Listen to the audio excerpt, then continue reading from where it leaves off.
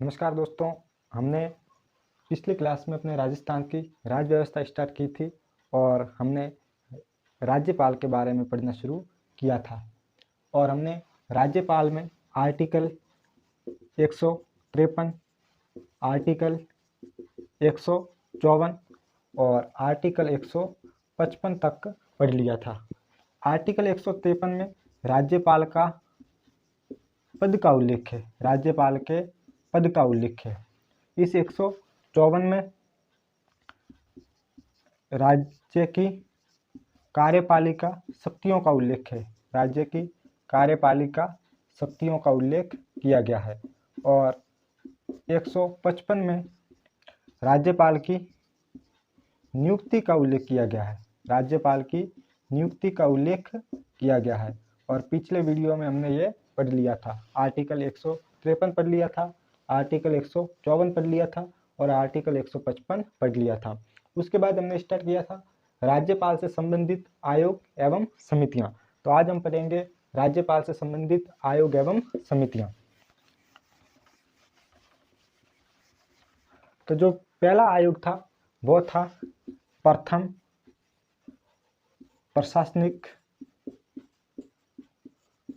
प्रशासनिक सुधार आयोग।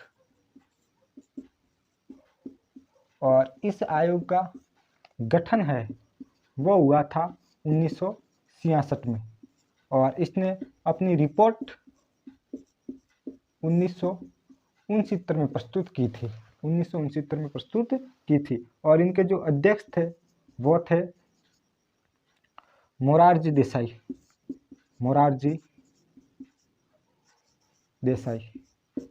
अब इनकी सिफारिशें क्या थी, तो इन्होंने कुछ सिफारिशें दी और जो पहली सिफारिश थी वो ये थी कि एक व्यक्ति को केवल एक बार राज्यपाल बनाया जाना चाहिए, एक व्यक्ति को केवल एक बार राज्यपाल बनाया जाना चाहिए, एक व्यक्ति को एक ही बार राज्यपाल बनाया जाना चाहिए। और उसकी दूसरी सिफारिश ये थी कि जो व्यक्ति राज्यपाल पद पर नियुक्त होता है, जो व्यक्ति राज्यपाल पद पर नियुक्त होता है वो व्यक्ति राजनीतिक और सामाजिक रूप से, राजनीतिक व सामाजिक रूप से प्रतिष्ठित होना चाहिए, सामाजिक रूप से प्रतिष्ठित होना चाहिए। और इसकी जो तीसरी सिफारिश ये थी कि कोई भी राज्यपाल है उस राज्यपाल को राष्ट्रपति के अधीन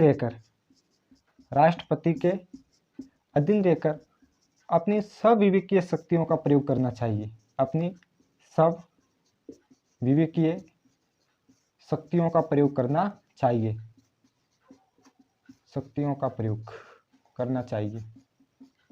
तो पहला आयोग था प्रथम प्रशासनिक सुधार आयोग। इसका जो गठन हुआ था वो हुआ था 1966 में और इसने अपनी जो रिपोर्ट दी थी वो दी थी 1969 में। और इसके जो अध्यक्ष थे वो थे मोरारजी देसाई। इसने कुछ सिफारिशें दी। इसने पहली सिफारिश ये दी कि एक व्यक्ति है उस एक व्यक्ति को केवल एक ही बार राज्यपाल बनाया जाना चाहिए और जो व्यक्ति राज्यपाल पद पर नियुक्त होता है वो राजनीतिक रूप से और सामाजिक रूप से प्रतिष्ठित होना चाहिए, राजनीतिक रूप से और सामाजिक रूप से प्रतिष्ठित होना चाहिए। और जो व्यक्ति राज्यपाल बनता है या राज्यपाल नियुक्त होता है उस व्यक्ति को राष्ट्रपति के अधीन रहकर अपनी सविवेकीय शक्तियों का प्रयोग करना चाहिए। तो ये पहला आयोग था प्रथम प्रशासनिक सुधार आयोग। अब हम दूसरा आयोग पढ़ेंगे या दूसरी समिति पढ़ेंगे, राजमन्नार समिति। तो दूसरी जो समिति बनी थी वो बनी थी राजमन्नार समिति।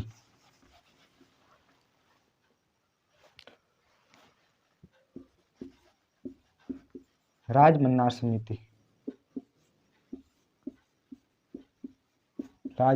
समिति। अब इसका जो गठन है वो हुआ था 1969 में और इसने अपनी रिपोर्ट दी थी वो दी थी 1971 में। तो इसका जो गठन हुआ वो गठन तो हुआ 1969 में और इसने अपनी रिपोर्ट प्रस्तुत की 1971 में। इसने अपनी जो रिपोर्ट प्रस्तुत की वो की 1971 में। और इसके जो अध्यक्ष थे वो अध्यक्ष थे पीवी राजमन्नार। और इसकी भी कुछ सिफारिशें थी।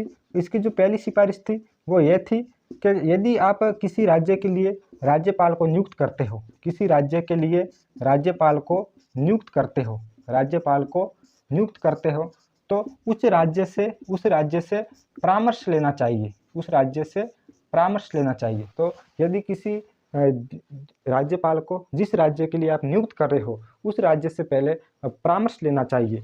और इसकी जो दूसरी सिफारिश थी वो ये थी कि राज्यपाल को समान राजनीतिक परिस्थितियों में समान राजनीतिक परिस्थितियों में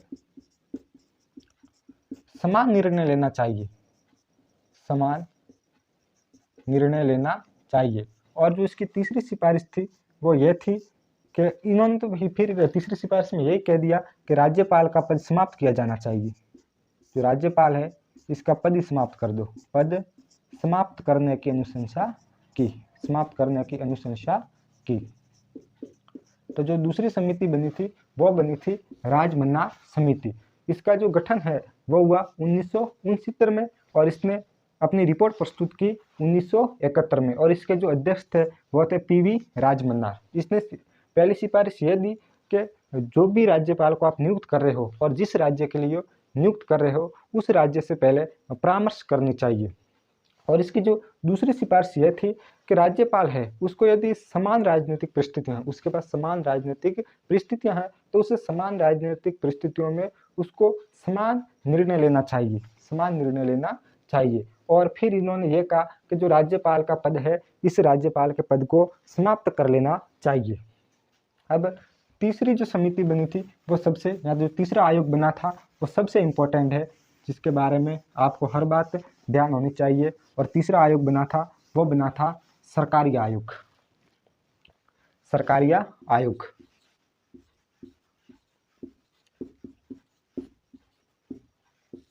सरकारिया आयोग, सरकारिया आयोग ये कब बना? तो ये 1983 में बना। और ये इसका जो गठन हुआ यहाँ पर मैं लिख दूं तो इनका जो गठन हुआ वह हुआ 1983 और इनने अपनी रिपोर्ट दी वो दी थी जनवरी 1988 में। तो इसका जो गठन हुआ था वो तो हुआ था 1983 में और इसने अपनी जो रिपोर्ट दी थी वह दी थी 1988 में। और जो इसके अध्यक्ष थे वो थे रणजीत सिंह सरकारिया, रणजीत सिंह सरकारिया। और इसके सदस्य थे वो भी आपको ध्यान रखने पड़ेंगे। तो इसके दो और सदस्य थे, एक तो थे शिव रमन और एक थे एसआर सेन। अब इन्होंने सिफारिशें दी। तो इनकी जो पहली सिफारिश ये थी, तो इनकी जो पहली सिफारिश यह थी कि सत्तारूढ़ पार्टी है, सत्तारूढ़ पार्टी के सक्रिय सदस्य को राज्यपाल नियुक्त नहीं करना चाहिए, सक्रिय सदस्य को राज्यपाल नियुक्त नहीं करना चाहिए। तो इनकी जो पहली सिफारिश ये थी कि जो पार्टी सत्तारूढ़ है उस पार्टी के किसी सक्रिय व्यक्ति को राज्यपाल नियुक्त नहीं करना चाहिए। और जहां तक संभव हो सके, जहां तक संभव हो वो व्यक्ति सामाजिक व राजनीतिक रूप से प्रतिष्ठित हो, सामाजिक और राजनीतिक रूप से प्रतिष्ठित होना चाहिए। और वो किसी क्षेत्र विशेष का, किसी क्षेत्र विशेष का प्रसिद्ध व्यक्ति होना चाहिए, प्रसिद्ध व्यक्ति होना चाहिए। इसकी दूसरी सिफारिश यह थी कि राज्यपाल, जिस राज्य के लिए आप राज्यपाल नियुक्त करते हो, राज्यपाल की नियुक्ति करते हो, उस राज्य के मुख्यमंत्री से परामर्श करनी चाहिए, उस राज्य के मुख्यमंत्री से परामर्श करनी चाहिए, मुख्यमंत्री से परामर्श करनी चाहिए। लेकिन इसका उल्लंघन किया गया 1981 में, इसका उल्लंघन किया गया जब जम्मू कश्मीर के राज्यपाल बनाए गए जगमोहन को। जब जम्मू कश्मीर के राज्यपाल 1981 में जगमोहन बनाए, तब उसके मुख्यमंत्री थे वो थे फारूक अब्दुल्ला। फारूक अब्दुल्ला। और जगमोहन को राज्यपाल बनाया गया, तब इन मुख्यमंत्री जो कि फारूक अब्दुल्ला थे, इनसे परामर्श नहीं किया गया था। तो 1981 में इसका उल्लंघन किया गया। और जो तीसरी सिफारिश यह थी कि जिस राज्य के लिए आप राज्यपाल को नियुक्त करते हो, वो राज्यपाल उस राज्य का निवासी नहीं होना चाहिए। उस राज्य का निवासी नहीं होना चाहिए। राज्य का निवासी नहीं होना चाहिए। लेकिन इसका भी उल्लंघन किया गया। इसका भी उल्लंघन किया गया। और अपने राजस्थान में इसका उल्लंघन किया गया था जब मिलाप चंद जैन को बनाया गया। तो ये अपने जोधपुर के रहने वाले थे। जोधपुर के रहने वाले थे। तो सरकारी आयोग की आप सब बातें ध्यान रखोगे। पहली बात तो सरकारी आयोग का जो गठन है वो 1983 में किया गया। और इन्होंने अपनी जो रिपोर्ट दी थी वो दी थी 1988 में। और इनके जो अध्यक्ष थे वो थे रणजीत सिंह सरकारिया। और इनके दो और सदस्य थे, एक तो थे बी शिवरमन और एक थे SR सेन। अब इनकी सिफारिश से क्या थी? तो इनकी सिफारिश से यह थी कि जो सत्तारूढ़ पार्टी है, उस पार्टी के किसी व्यक्ति को राज्यपाल नहीं बनाया जाना चाहिए। और जहां तक संभव हो, जो व्यक्ति राज्यपाल पद पर नियुक्त होता है वो सामाजिक रूप से और राजनीतिक रूप से प्रतिष्ठित होना चाहिए, और वो किसी क्षेत्र विशेष का एक प्रसिद्ध व्यक्ति होना चाहिए। फिर इनकी जो दूसरी सिफारिश थी वो यह थी कि जो यदि आप जिस राज्य के लिए राज्यपाल को नियुक्त करते हो, उस राज्य के मुख्यमंत्री से पहले परामर्श करना चाहिए। लेकिन 1981 में इसका उल्लंघन किया गया। जब जम्मू कश्मीर के राज्यपाल जगमोहन को बनाया गया, तब उनके जो जम्मू कश्मीर के मुख्यमंत्री थे फारूक अब्दुल्ला, इनसे परामर्श नहीं किया गया था। और तीसरी इनकी सिफारिश यह थी कि राज्यपाल उस राज्य का, जिस राज्य के लिए राज्यपाल नियुक्त होता है, उस राज्य का निवासी नहीं होना चाहिए। लेकिन जब मिलाप चंद जैन राजस्थान के राज्यपाल बने, तो वो अपने जोधपुर के निवासी थे।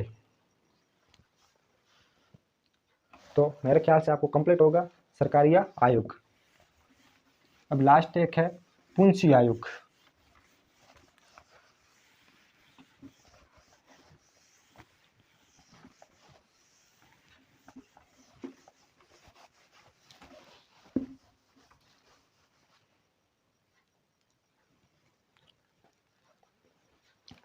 तो अपना जो चौथा आयोग है वो है पुंछी आयोग। पुंछी आयोग, इनका जो गठन हुआ वो हुआ 2007 में। और इन्होंने जो अपनी रिपोर्ट दी वो दी थी 2010 में। तो इनका जो गठन हुआ वो 2007 में हुआ, और इन्होंने जो अपनी रिपोर्ट दी वो दी थी 2010 में। और इनके जो अध्यक्ष थे वो थे मदन मोहन पुंछी। इन्होंने भी कुछ सिफारिशें दी। और इनकी जो पहली सिफारिश ये थी कि राज्यपाल का कार्यकाल निश्चित कर देना चाहिए। राज्यपाल का कार्यकाल निश्चित कर देना चाहिए। जैसे राज्यपाल नियुक्त होता है तो राज्यपाल राष्ट्रपति के प्रसाद पर्यंत नियुक्त होता है। लेकिन इन्होंने अपनी सिफारिश यह दी कि राज्यपाल का जो कार्यकाल है उसको निश्चित कर देना चाहिए। फिर इनकी जो दूसरी सिफारिश यह थी कि विधानसभा कोई विधेयक बनाती है, विधानसभा कोई विधेयक पारित करती है, कोई विधेयक मतलब बिल बनाती है, विधेयक पारित करती है, तो राज्यपाल को 4 महीने के अंदर निर्णय ले लेना चाहिए। 4 महीने के अंदर निर्णय ले लेना चाहिए। और इनकी जो तीसरी सिफारिश यह थी कि जिस प्रकार से राष्ट्रपति पर महाभियोग लगता है, उसी प्रकार राज्यपाल पर भी महाभियोग की प्रक्रिया लगाई जाए और उसको हटाया जाए। महाभियोग लगाया जाए। तो अपने 3 पहले पढ़ लिए। और ये चौथा आयोग है पुंछी आयोग, जिसका गठन 2007 में हुआ था। और इसने अपनी जो रिपोर्ट प्रस्तुत की वो 2010 में प्रस्तुत की थी। और इनके जो अध्यक्ष थे वो थे मदन मोहन पुंछी। अब इन्होंने अपनी क्या सिफारिशें दी, तो इनकी जो पहली सिफारिश थी वो ये थी कि राज्यपाल का कार्यकाल निश्चित कर देना चाहिए, उसको राष्ट्रपति के प्रसाद पर्यंत सीमित नहीं रखना चाहिए। फिर इनकी जो दूसरी सिफारिश ये थी कि विधानसभा कोई विधेयक बनाती है, कोई विधेयक पारित करते, कोई बिल पारित करती है, तो राज्यपाल को 4 महीने के अंदर अंदर ही निर्णय दे देना चाहिए। और जिस प्रकार से राष्ट्रपति पर महाभियोग लगाया जाता है, उसी प्रकार राज्यपाल को भी महाभियोग प्रक्रिया से हटाया जाना चाहिए। अब ये अपने अनुच्छेद जितने भी राज्यपाल से संबंधित आयोग एवं समितियाँ थी वो सब हमने पढ़ ली है। और अब हमारे जो आर्टिकल 153, आर्टिकल 154 और आर्टिकल 155 पूरे हो गए हैं। अब नेक्स्ट हम पढ़ेंगे आर्टिकल नंबर 156।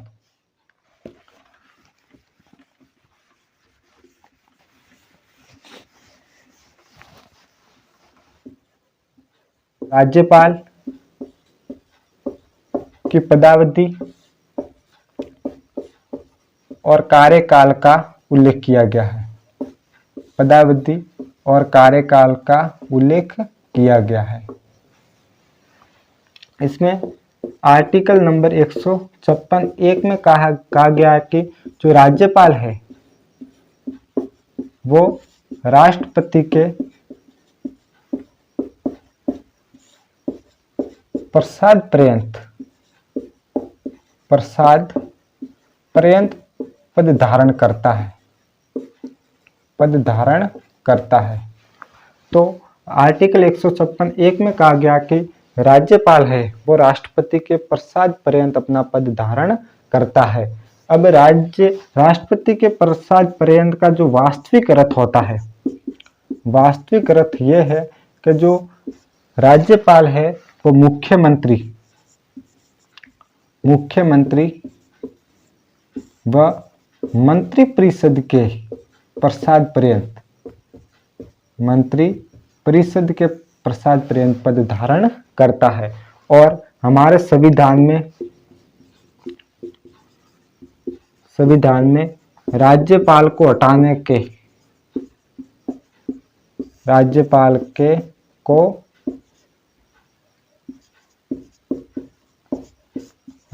के कार्यों का उल्लेख नहीं, हटाने के कारणों का उल्लेख नहीं मिलता है, कारणों का उल्लेख नहीं है। हमारे संविधान में राज्यपाल को हटाने के कोई भी कारण का उल्लेख नहीं किया गया है।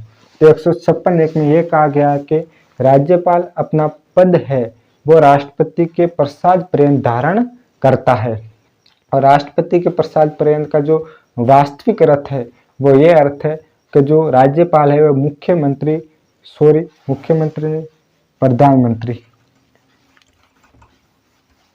प्रधानमंत्री व मंत्रिपरिषद के प्रसाद पर्यंत तक पद धारण करता है। और हमारे संविधान में राज्यपाल को हटाने के कोई कारण का उल्लेख नहीं किया गया है। फिर 156(2) में यह कहा गया है कि जो राज्यपाल है, राज्यपाल अपना त्याग पत्र राष्ट्रपति को देता है। राज्यपाल अपना जो त्याग पत्र है वो राष्ट्रपति को देगा। अब जैसे ही राज्यपाल अपना त्याग पत्र राष्ट्रपति को देता है तो राज्यपाल का जो पद है वो खाली हो जाता है। तो इसका जो पद, जैसे राज्यपाल का पद रिक्त होता है तो इस पद पर जो अपने हाई कोर्ट के मुख्य न्यायाधीश होते हैं, हाई कोर्ट के मुख्य न्यायाधीश को नियुक्त किया जाता है। हाई कोर्ट के मुख्य न्यायाधीश को नियुक्त किया जाता है।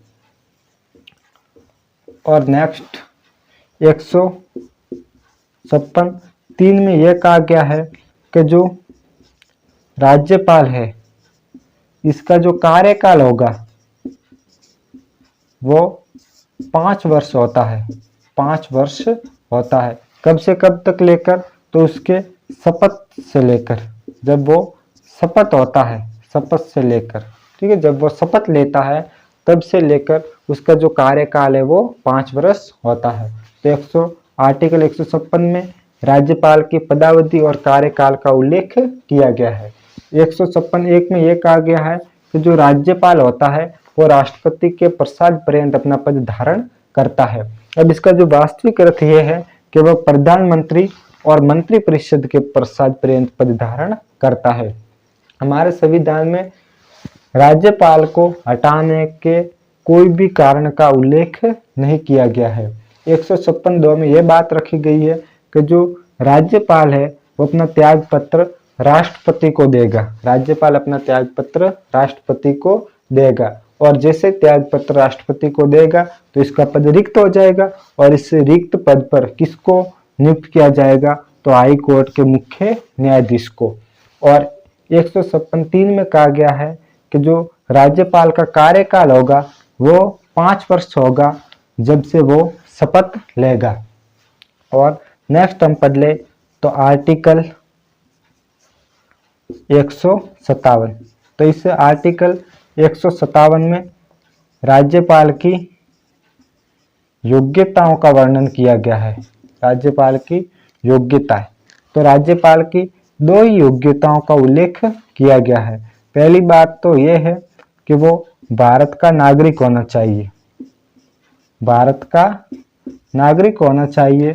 और उसकी दूसरी योग्यता यह होनी चाहिए कि वो न्यूनतम 35 वर्ष की उम्र पार कर चुका हो। तो 157 में राज्यपाल की योग्यताओं का उल्लेख किया गया है और केवल 2 ही योग्यता दी गई है। पहली योग्यता यह है कि वो भारत का नागरिक होना चाहिए और उसकी जो न्यूनतम एज है वो 35 वर्ष होनी चाहिए। अब नेक्स्ट वीडियो से या नेक्स्ट क्लास से इस राजस्थान पॉलिटी को कंटिन्यू करेंगे। धन्यवाद।